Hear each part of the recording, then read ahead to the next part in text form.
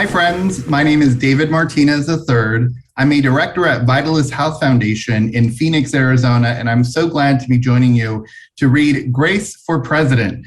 It's written by Kelly DiPucchio with pictures by Luyen Pham, and I'm really excited about reading this because my mom's name is Grace, and I love her so much, and I am so inspired by her, my own adventure in civic participation and in my role at Vitalyst Health Foundation, where I get to work with great nonprofits doing incredible things across the state of Arizona to improve our health, to make us healthier.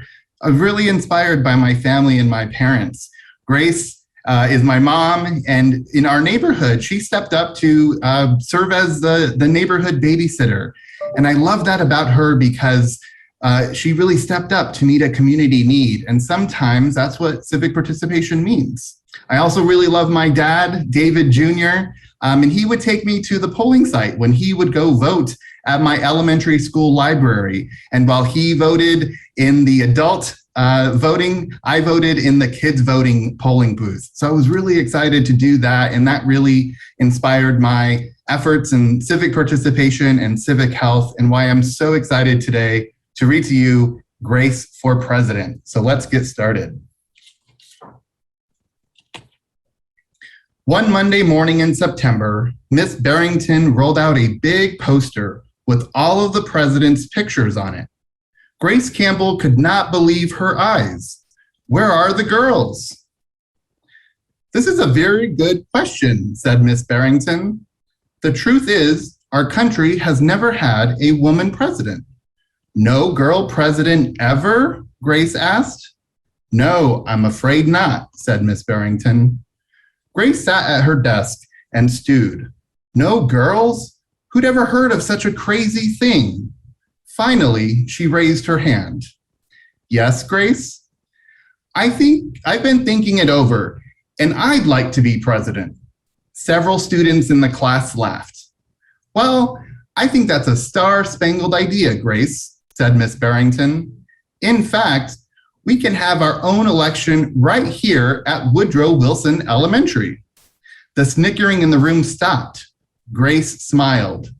Would anyone else like to run for president? Miss Barrington asked the class. Nobody raised their hand. Becoming president was going to be easy, Grace thought. The next day, Miss Barrington made an announcement. In the name of democracy, I have invited Mr. Waller's class to join our election.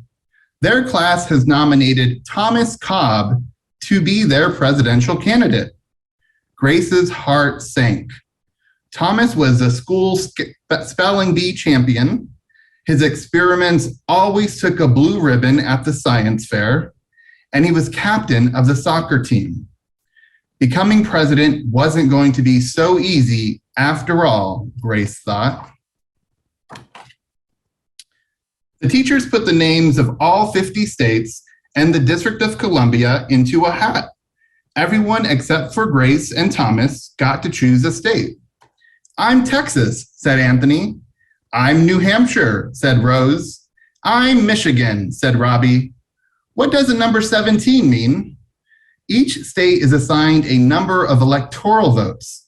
That number is determined by how many people live in that state, said Miss Barrington.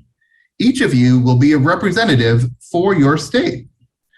Altogether, our country has 538 electoral votes, Mr. Waller explained.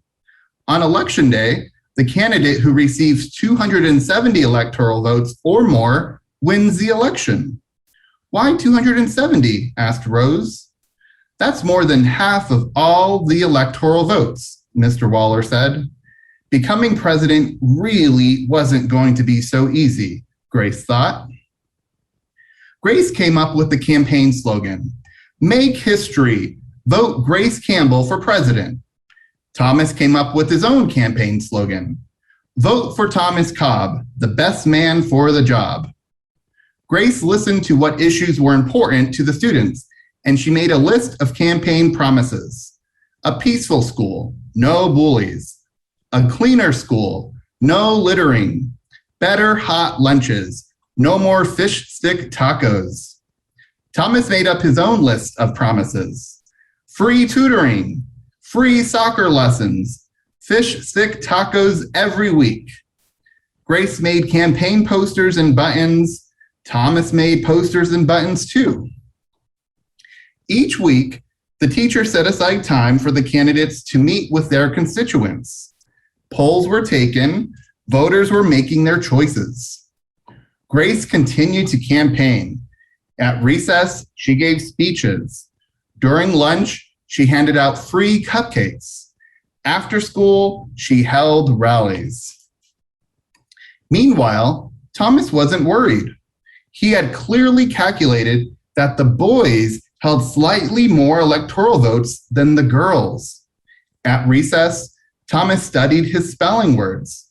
During lunch, he worked on his latest science experiment. After school, he played soccer. Even before the election, Grace made good on her promises. She joined the safety squad, she organized a school beautification committee, and she volunteered her time in the school cafeteria. In early November, Woodrow Wilson Elementary hosted a special Election Day assembly. Grace and Thomas took their places on stage as a school band began to play. Henry was the first representative to approach the microphone. The Yellowhammer state of Alabama cast its 9 electoral votes for Thomas Cobb.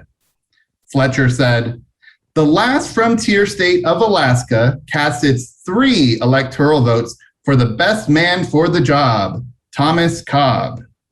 Hannah called out, "The Grand Canyon state of Arizona cast its 10 electoral votes for Grace Campbell."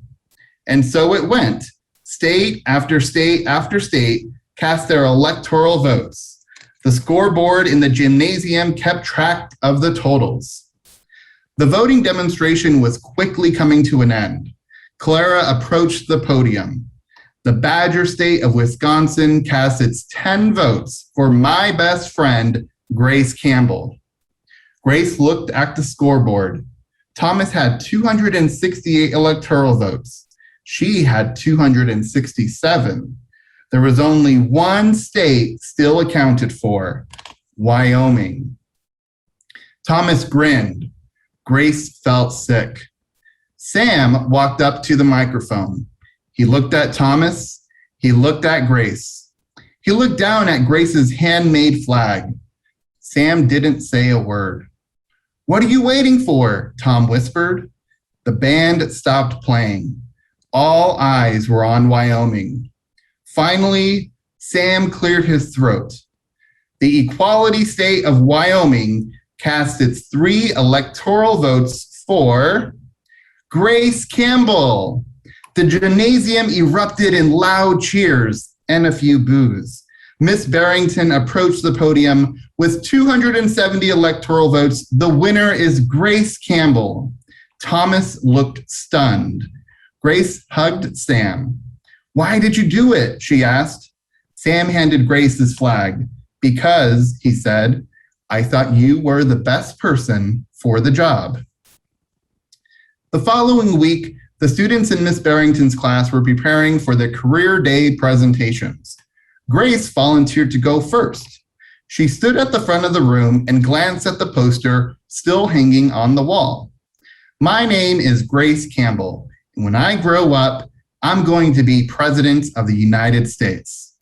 This time, everyone believed she would. Thank you so much.